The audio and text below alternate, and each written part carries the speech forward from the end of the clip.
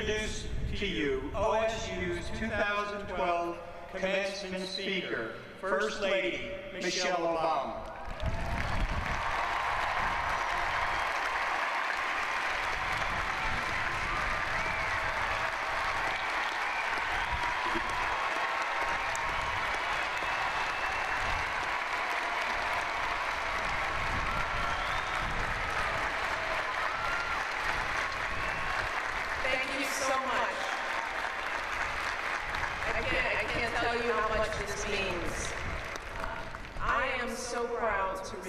This honorary degree from this phenomenal university. And I am thrilled to be here today to celebrate the Oregon State University class of 2012. Go Bees! Oh! I want to start by thanking President Ray for that very kind introduction and for the degree. I also want to thank Provost Randawa. I also want to recognize Mayor Julie Manning, who's here. And all of the outstanding faculty, staff, administrators, and university leaders here at OSU. I also want to acknowledge Tonga as well, and all of the student speakers who are going to be on this stage today. We are so proud of you all. And of course, to the stars of today's show, the class of 2012, congratulations!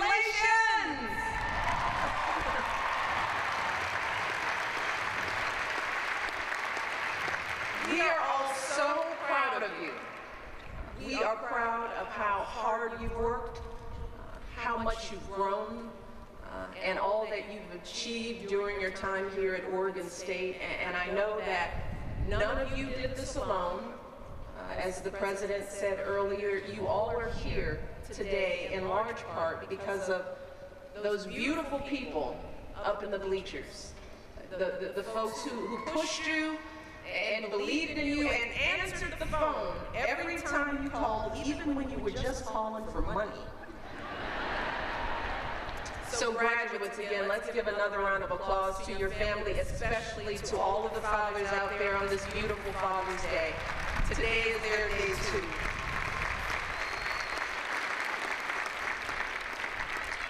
Now, like all of you, I am here today because of my family. As you know, Craig Robinson, your men's basketball coach, is my big brother. And last fall, Craig called me up and he said that if I didn't speak at this year's commencement, he was going to tell Mom on me. And since our mother now lives with me, that threat actually still carries some weight.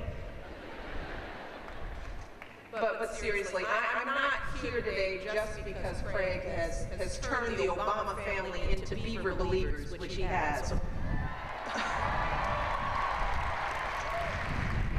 I'm also here proudly because of everything this university is doing for this country. You have built one of the most sustainable campuses in America.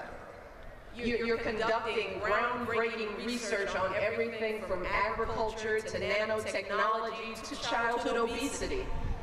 You are serving others in so many ways.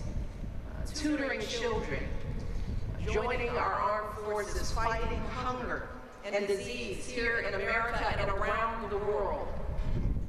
So let me just say, I can see why Craig feels so at home here at OSU. Because in so many ways, the values you all embody are the values that he and I were raised with.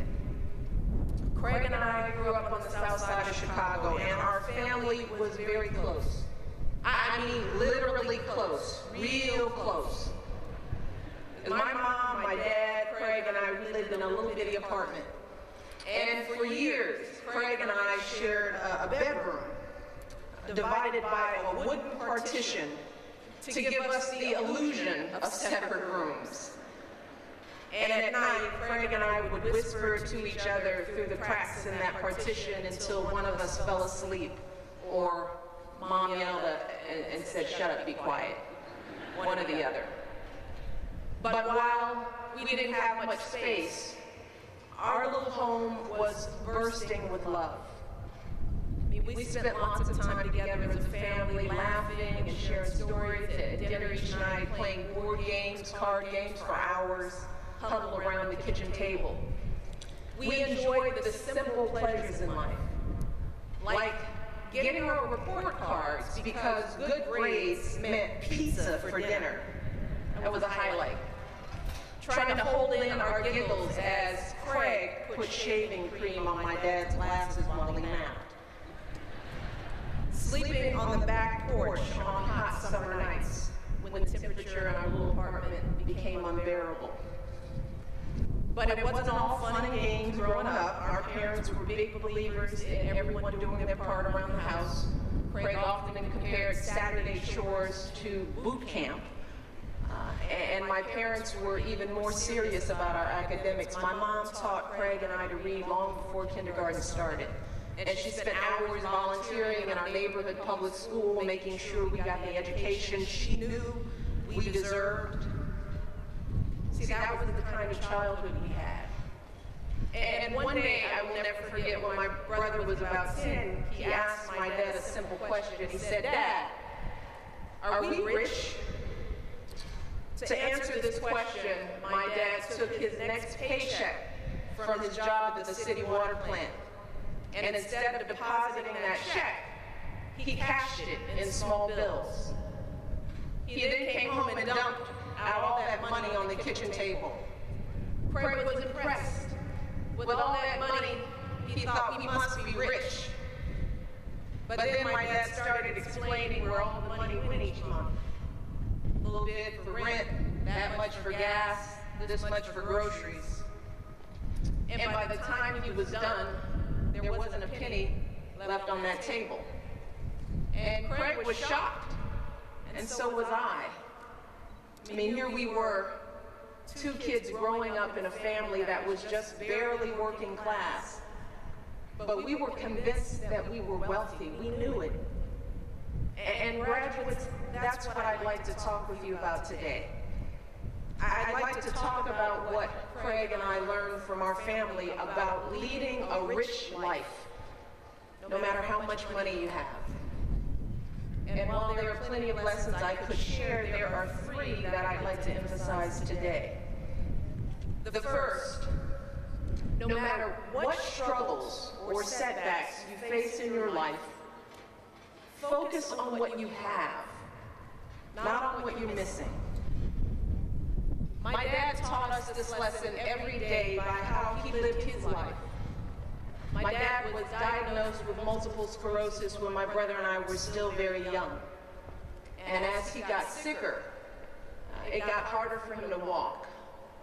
And it took him longer to dress himself in the morning. My dad had been an athlete all of his life. He was a boxer and a swimmer in high school. So it must have been hard for him to feel his body declining, to go from being an active, vibrant young man to barely being able to make it up the stairs. But if he was in pain, if he was at all disappointed with his fate, he never let on. He never stopped smiling and laughing, and even as he struggled to prop himself up on his crutches to teach us to catch a ball, or hold a bat, or throw a punch. No matter how bad he was feeling, he hardly ever missed a day of work because he was determined to be our family's provider and to give me and Craig the kind of opportunities he never dreamed of for himself. And there is not a day that goes by that I don't think about how our dad and how much he sacrificed for me and Craig to be the people we are today. And today, as First Lady, I see that same spirit, that same kind of sacrifice in people I meet all across this country. I see it in parents like my dad, struggling to support their families. I see it in students like all of you working so hard to get an education.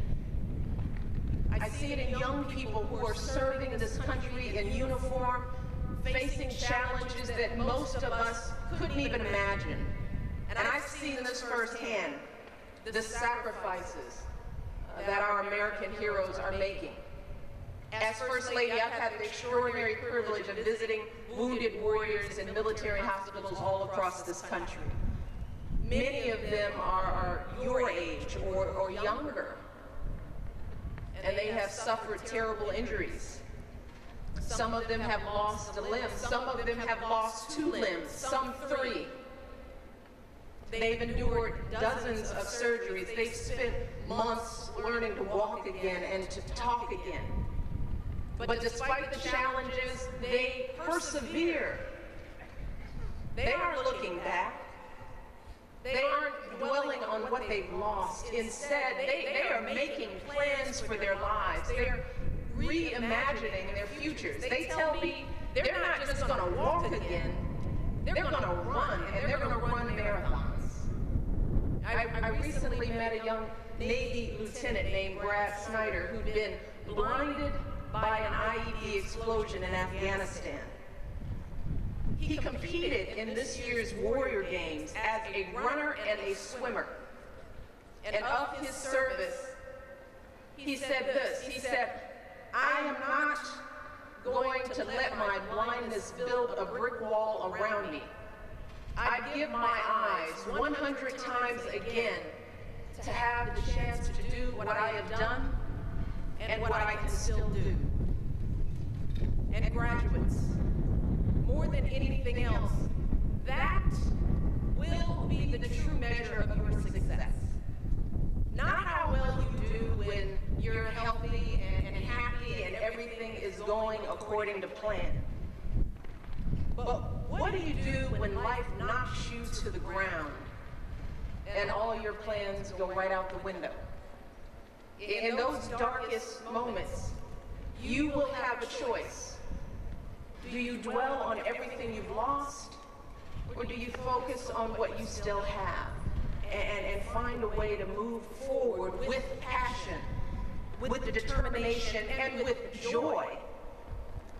And I know that many of you in this graduating class have already faced this choice in your own lives. Tonga shared with us today, but there's also one of today's graduates, Vanessa Vasquez.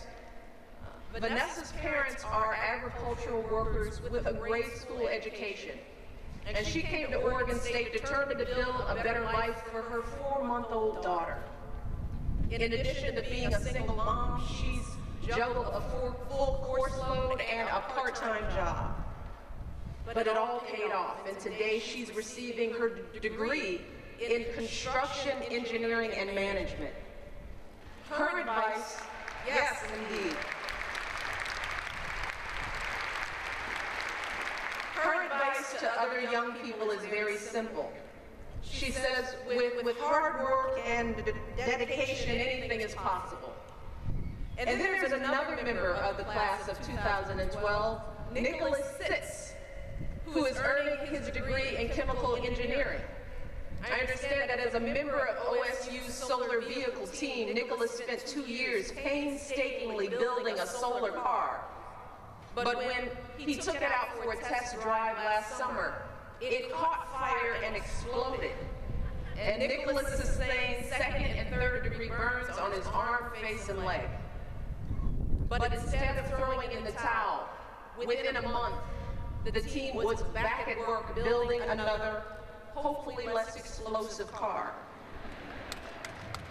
Vanessa and Nicholas and the OSU solar team didn't give up when things got hard. Instead, they just dug deeper and worked harder and refused to give up on the success that they dreamed of. And that actually brings me to the second lesson I want to share about leading a rich life. And that is to define success on your own terms. Now, growing up, my parents always told me and Craig to be true to ourselves. But really, when you're a kid, it's hard to know what that means, right? And as you grow older, often it's just easier to grab for those gold stars and try to get that brass ring. And Craig and I both know this from experience. After graduating from college, we did everything we thought we should do to be successful. Craig went to business school, I went to law school, we got prestigious jobs at an investment bank, and he at a law firm. We still had all the traditional markers of success, the fat paycheck, the fancy office, the impressive lines on our resumes. But the truth is, neither of us was all that fulfilled. I didn't want to be in some tall office building writing legal memos. I wanted to be down on the ground helping the folks I grew up with. I was living the dream, but it wasn't my dream. And Craig felt the same way, unbeknownst to me. So eventually we quit those corporate jobs.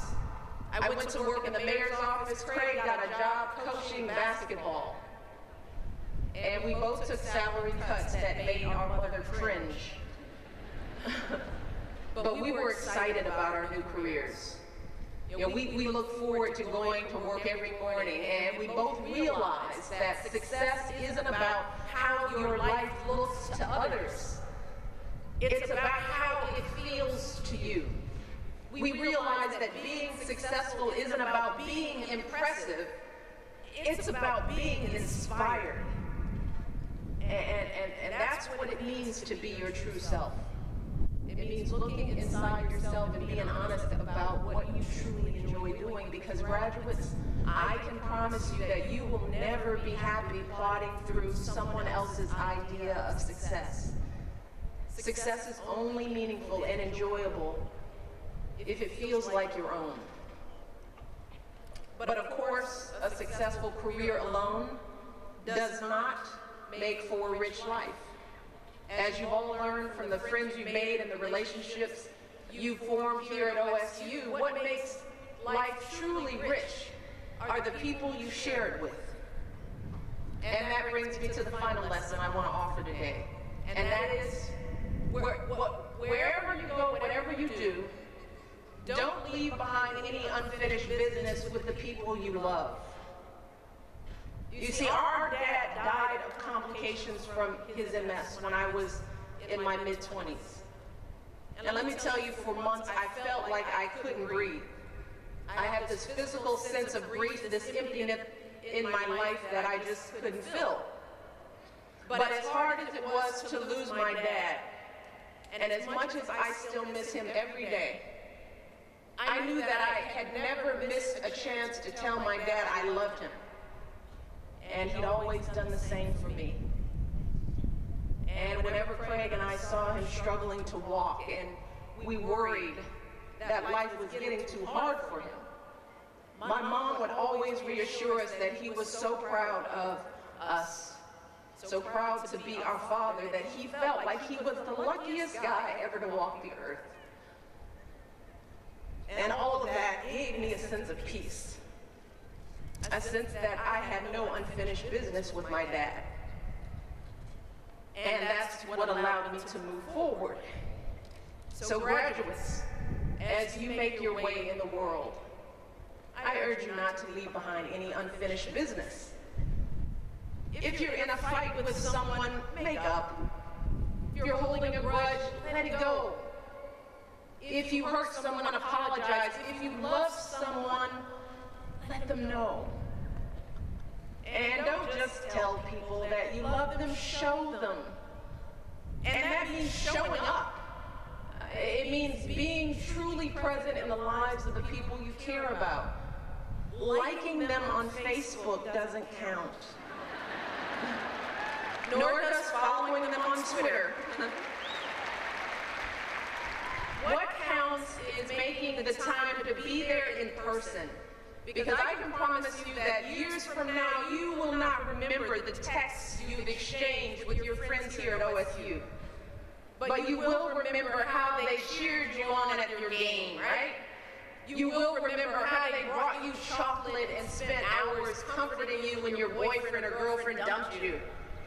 What jerks. You will remember all the hours spent diligently studying in the library. That one's for the parents.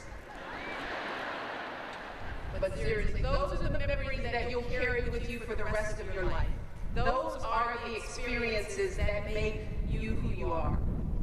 And that is as true for me today as it was back when Craig and I were growing up in that little apartment in Chicago.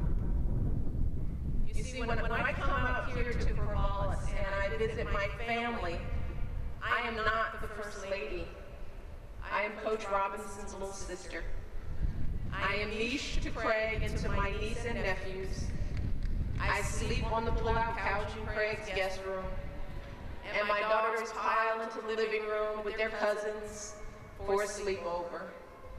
It reminds me of old times when everyone huddled together in the kitchen laughing and teasing and driving each other crazy, telling stories late into the night, and just like when we were little, Craig and I feel very, very rich. So graduates, that is my wish for all of you today. I wish for you a life rich in all the things that matter. I wish for you work that inspires you. I wish for you those experiences that help you learn and grow. I wish for you people who love you and support you every step of the way. And I can tell from the energy in the stadium you have all that, and you will have more. So congratulations again to all of you, all that you've achieved. And now the win has started. So it's time for me to end. Thank you all, and God bless.